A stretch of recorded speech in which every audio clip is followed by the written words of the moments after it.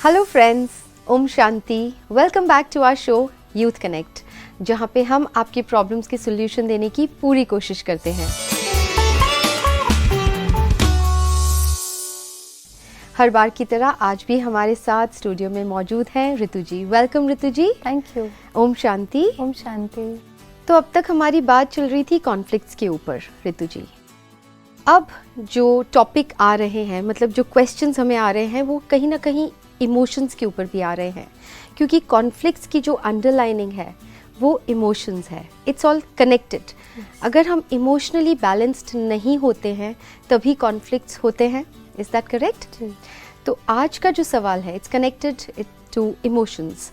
तो जो सवाल हमें पूछा गया है वो ये जानना चाहते हैं कि young age, when we are young, छोटे होते हैं, बचपन में ना ही इतना स्ट्रेस होता है काफ़ी चीज़ों में, मतलब जैसे हम अपने लिए जी रहे हैं, there is no stress, there is no real responsibilities, तो स्ट्रेस कम होता है, टेंशन कम होती है।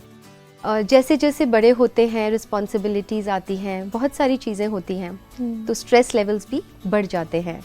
तो क्या वो राइट टाइम है उस वक्त पर हमें, और अगर हम इमोशनली बैलेंस्ड नहीं हुए तब, तो फिर प्रॉब्लम्स लाइफ में बढ़ जाती हैं। जो क्वेश्चन पूछना चाहते हैं वो ये पूछना चाहते हैं कि what is the right age to actually start working on ourselves. खुद पे काम करने की सही एज कौन सी है? जब आप कुछ प्लांट करते हैं जी, तो आप उसे जो पानी देना चाहते हैं या आप जो उसे नरिशमेंट देना चाहते हैं एक पेड़ को, वो पेड़ बढ़ जाने के बाद देना सही समय होगा, या पेड़ को जब हम वो सीड को प्लांट करते हैं तब सही समय होगा? ऑब्वियसली जब वो सो करते हैं सीड, उसी टाइम से, उसी वक्त से उसे सही न्यूट्रिशन देना बहुत जरूरी है। सनलाइट हो, एग्जैक्टली, खाद हो, पानी हो, वो सब बैलेंस्ड वे में उसे मिलना चाहिए। That will decide the quality of the tree. Absolutely, that's exactly how it works for us. जब हम छोटे होते हैं, we still have more flexibility कि हम नए संस्कारों को बहुत इजीली अडाप्ट कर सकते हैं इन आवर यंग एज।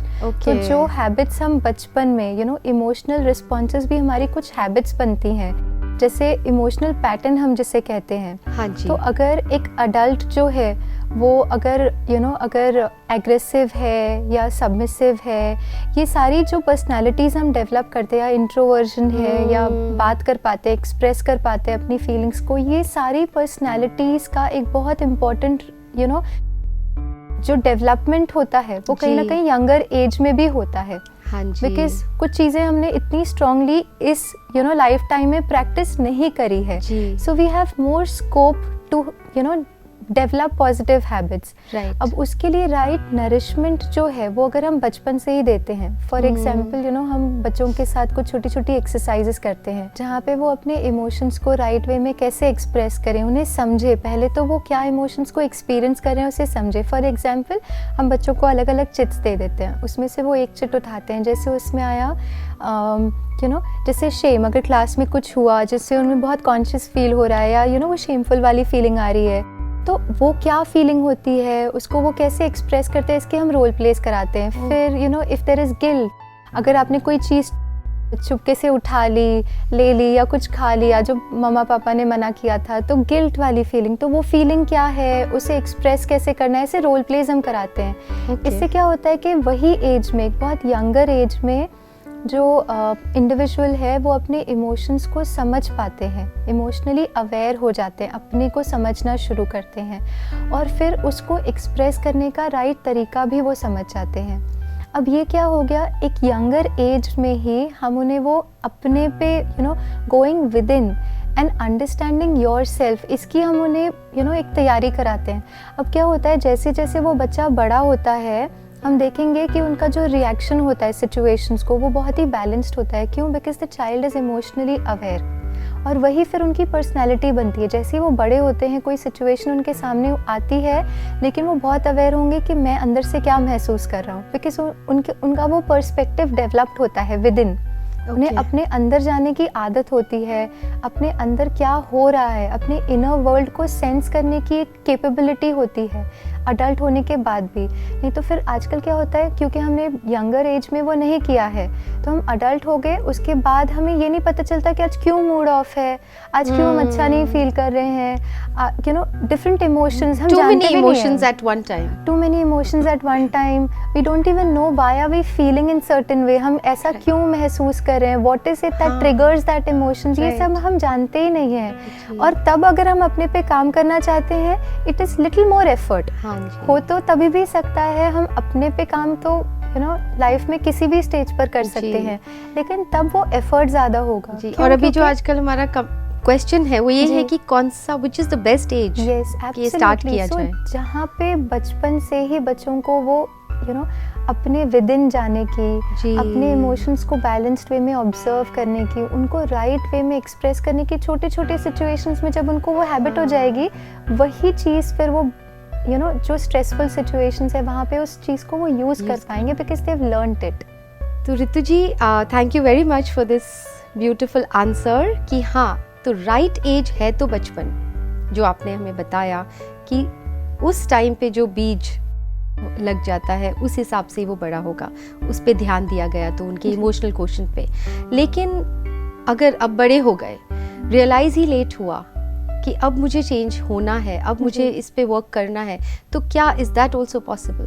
बिल्कुल. जैसे फॉर एग्जांपल सपोज मैंने 22 ईयर्स तक एक अनहेल्दी मतलब एक्सरसाइज नहीं किया, मैंने राइट फूड हैबिट्स नहीं डेवलप करी, but can I still do it at certain age? Will it still have its benefits? होंगे of course. So any age that you have that realisation कि I want to start working on myself is the right age for you. Okay. So whenever you realize. Absolutely. क्योंकि देखिए बचपन में क्या होता है, we are dependent on others to help us grow. But यहाँ पे तो हमारी अपनी चॉइस है, और अगर हमने अपने लिए राइट चॉइस अभी नहीं करी, then तो it will never happen. Correct. अब तो my life is my own responsibility. बचपन में तो फिर भी there is some dependence on our parents, on our teachers and मतलब environment. वो करवाएंगे तो हम करेंगे. जी, एक environment पे dependence होती है. But once we've grown up, तो हमारे पास ज़्यादा कंट्रोल है. Of course the effort is a little higher, क्योंकि कुछ बिहेवियरल पैटर्न्स डेवलप हो गई हैं. अब उनको अनडू करना है. अनडू कैसे करना है? By developing new habits. अब सपोज हमने कोई ऐसी हैबिट में भी इरिटेशन की, एग्रेशन की हैबिट डेवलप की है. Now this is a very strong habit that I have. What can I now do? उसको अनडू करने के लिए I have to create a new habit which is peace, which is calmness. वो develop किया and then क्या हुआ? That's a new thing that I have developed. So old अपने आप फिर विल स्टार्ट गेटिंग स्लोली वो भी कम हो जाएगा. So the day you realise for yourself कि काम करना है इज द राइट. जब जागो तब सवेरा. So we'll end it with that. Thank you for this beautiful answer, Ritu ji. I hope आपको अपनी इस सवाल का जवाब मिल गया होगा. आपके कोई सवाल हो तो आप हमें व्हाट्सएप कर सकते हैं या फिर ईमेल भी कर सकते हैं. तब तक let's connect through our show youth connect. Thank you. ओम शांति.